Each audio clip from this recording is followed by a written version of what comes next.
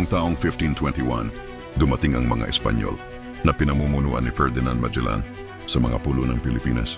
Layunin nilang maghanap ng mga bagong lupaing masasakop at mga taong maipapalaganap ang Kristyanismo. Sa isla ng Cebu, nakipag-alyansa si Magellan kay Raja Humabon na naging Kristiyano kasama ang kanyang mga tauhan. Ngunit hindi lahat ng pinuno ay yumuko sa kanilang kapangyarihan. Si Lapu-Lapu, ang matapang na dato ng Mactan, ay tumangging sumunod sa mga Espanyol. Hindi kami magpapasakop, wika niya. Kami malaya at ipaglalaban namin ang aming lupain. Sa kabila ng babala, nagpasya si Magellan na sugurin si Lapu-Lapu upang ipakita ang lakas ng Espanya.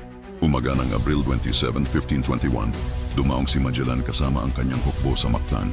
Ngunit dahil sa mababaw na tubig, kinailangan nilang maglakad mula sa kanilang mga barko patungo sa dalampasigan, dahilan upang maging handa ang mga mandirigma ni Lapu-Lapu.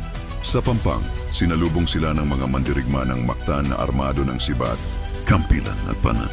Kahit mas moderno ang mga sandata ng mga Espanyol, nagtagumpay ang mga mandirigma ni Lapu-Lapu dahil sa kanilang dami at kaalaman sa kalikasan ng kanilang lupain. Sa matinding labanan, nasugatan at napatay si Magellan sa kamay ng mga mandirigma ng Mactan, pinangungunahan ni Lapu-Lapu.